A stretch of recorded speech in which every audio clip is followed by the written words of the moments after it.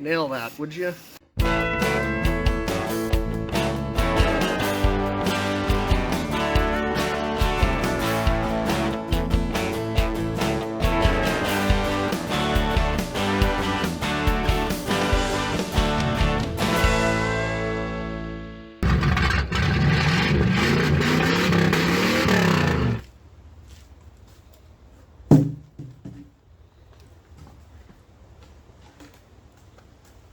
Hey everybody, it's a beautiful Saturday afternoon today, and thought it'd be a nice time to come out into my tire garden here and start a new series for the channel.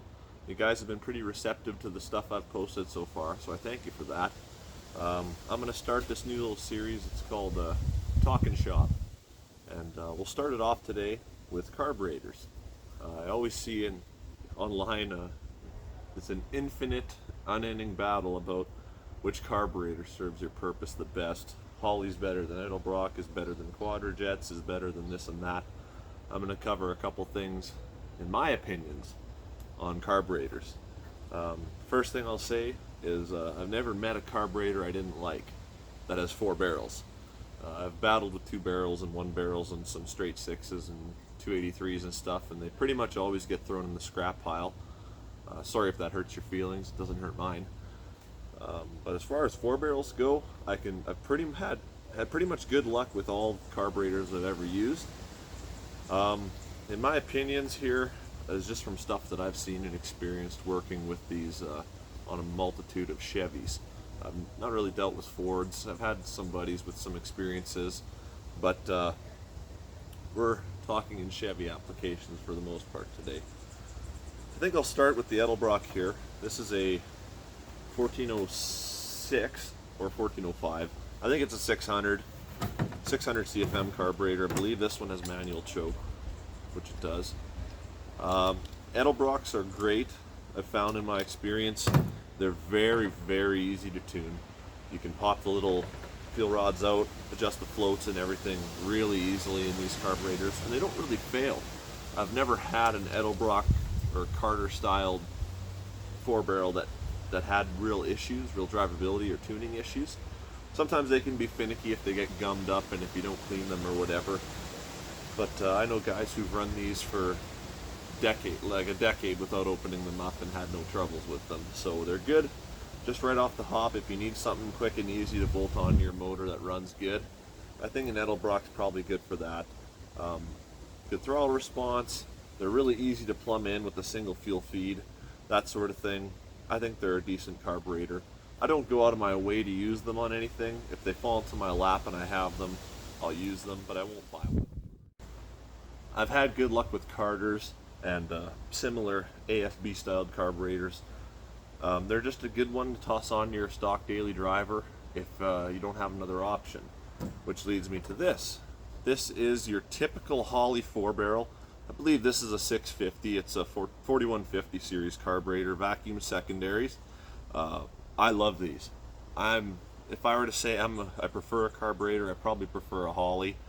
I've had really great luck with these things, just running hard.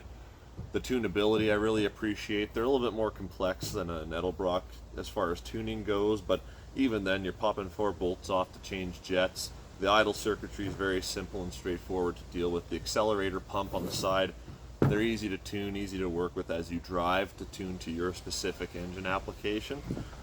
I've run these on a couple things. I have a 66 Beaumont with a 350. I have an ancient Holley 600 on that car. It's a single feed carb, and I pulled it off a shelf. It was sitting for about 30 years. I tightened up the gaskets and tossed it on and fine-tuned it to the engine as I drove, and it's one of the best carburetors I've had in my life. So and it's just a stock 350. It's an 80s 350 I put in the truck, or in the car. It came from a truck. It came from a 70s Sierra or something like that. And then I have a 454 in my yellow short box in my channel intro video. I'll probably do a video on that truck at some point if you guys ask about it enough. I've got a Holley 800 or a 770 Avenger on that truck that was redone. Really good throttle response. It cooks tires off forever, and I'm happy with that. I had a Holley 750 on an old Buick I had. It was a Buick 350, and that car ran great. all in all, I've had really great experience with Holley carbs and their tunability, and even in stock application, if you know you're running an aluminum intake on it between an Edelbrock or a Holley, they're good carburetors. I wish I had a Holley Street Demon here to show you, because I've run those on a couple things. I had an 84 Suburban with a 350 that I ran a 625 Holley Street Demon on. They're kind of a middle ground between an Edelbrock and a Holley. They're actually technically a 3-barrel carburetor, because the secondary is a shared, inlet port, single butterfly, kind of shaped like 2 barrels, but it's actually it's its own barrel. They're kind of a 3-barrel style, and I had really great drivability with that. Again, it's a Holley design, but almost some Edelbrock styling elements to it. But anyone that tells you between these that one is better than the other, in my opinion, I've had great luck and success with both. If you know what you're doing, if you keep them clean, if you keep fuel inside of them with good gaskets and do some tuning as you drive, there's nothing wrong with either of these carburetors. Same with size, anything from a 550 CFM to a 750 or 800, you can pretty much run in a stock small block if you tune it right. If you're doing one or the other, I'd go ahead and say whichever one is cheaper for you to do that one. You'll be just happy with both these if you can tune them and dial them in. In a future video, I'm sure I'll be tossing one of them onto an engine and do some tuning and driving and show you what I do when it comes to dialing in a carburetor for your application. I'm going to move these guys out of the way and move to everyone's favorite. This is a Rochester Quadrajet. I have met very, very few people who actually like these carburetors.